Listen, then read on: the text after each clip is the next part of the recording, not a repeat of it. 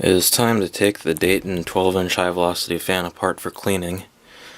I ran this all night last night and it did just fine, so now I'm going to get the cleaning done because it's pretty dusty. So we got some Phillips screws to remove going around the cage. So I'll be using my power drill for that.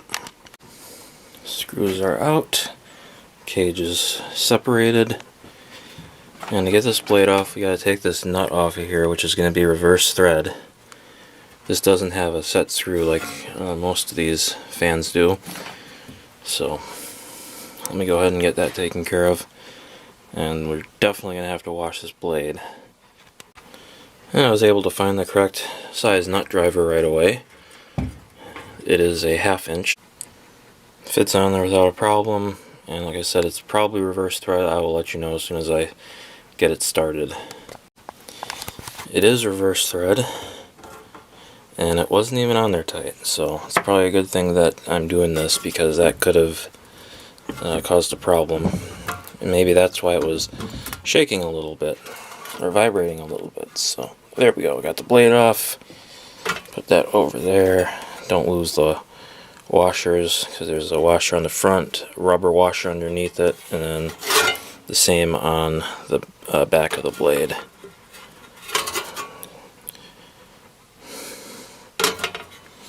Alright, there is the motor. We got a little C-clip right here. I'm going to take that off. Doesn't look like there's really anything on the shaft that's going to keep me from taking this motor apart, so I'm going to be able to do that without a problem, I think. I'm going to have to take this back housing off, which there's some screws right there that have to come out, as you can see, and then the back housing will come off. It was just those three that had to come out, and now it is loose. We can access what we need to. There is the capacitor right there, and the back of the motor. Let's see, how dirty is it in there. It's actually not that bad. It looks pretty clean. So, yep. I think the first thing I'm going to do is take the blade upstairs and wash it, and then vacuum off these grills.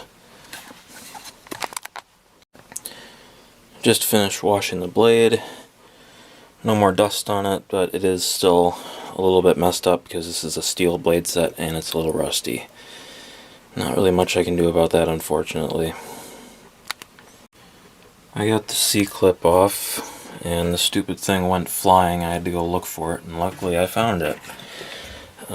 But try not to do that. I did clean the shaft off with a piece of paper towel. I'm thinking it'll come apart without a problem, but we'll find out. I'll put some oil in the shaft, and I'm going to go ahead and take these screws out that hold the motor to this plate, and then I will go ahead and take the motor apart so I can oil it. I got the motor on a little cleaner on the outside. I just vacuumed it off. I'm going to blow it out with the air compressor. Probably once I take it apart, it'll be easier to blow the windings off then. Got our motor out. The only thing holding it now to the fan cage is the ground wire. But I'm just going to leave it like that and take the screws out that are holding the motor halves together. There are 3 of them. I got it split apart, but the back half is just wanting to come off, and the wires go through that, so I don't want that to happen. I'm going to have to tap on this and get the front shell to come off. So I'm going to tap on it lightly with something. I just got the back half off. I was able to get the wires out of there because it's just a slot. So there's a look at the inside of the motor. Pretty nice looking motor. It doesn't really have any dust in it except for a little bit right there, but the windings are pretty clean. And this front half does not want to budge, so I'm just going to leave that alone. And I'll go ahead and try to pull this out like this.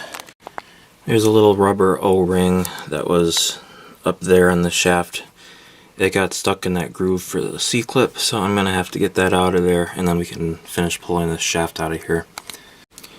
I got this thing off. I think that's actually made of metal. Now I should be able to take this apart. It's getting stuck where that groove is for the C-clip. That's really annoying, and I don't want to force that at all because that'll damage the bearing for sure. So, might have to do something a little bit differently here.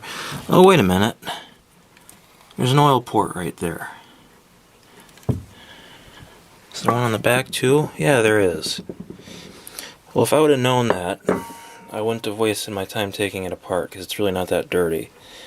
So I'm going to just go get the air compressor, I think, and blow it out a little bit and then put it back together and oil it through the oil ports. I'll put some oil in the rear one since I took it off, but yeah, I should have noticed that before taking the whole thing apart. I got the motor put back together, and I put some oil in that oil port.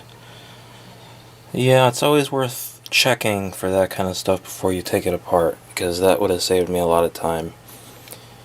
And hopefully I get this done before the power goes out, because we're having an ice storm right now and it's getting really windy outside. So, and I want to make sure this thing is functioning properly when I put it all back together. So the motor is all remounted. I put some oil in the back oil port as well. So this thing should run just fine now. I mean, it ran just fine before, but I really wish I would have never taken the motor apart. It was completely unnecessary. I could have just blown it out with the air compressor and then put oil in the oil ports, but oh well. Now we know. Got the blade tightened down. Let's just run it to make sure it doesn't shake like crazy.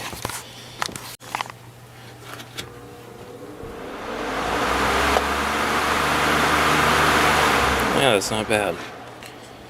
It's running pretty smooth. Alright, let's start it up.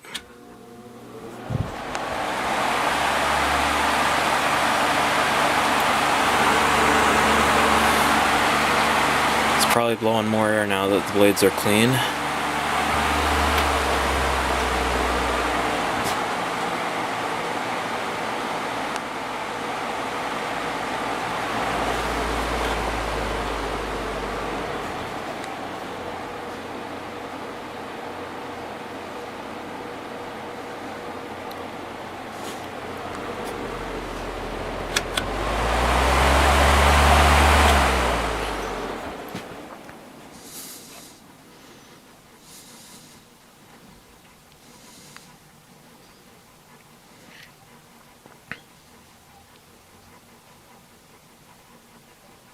There you go, this is the 12-inch Dayton high velocity fan all cleaned up.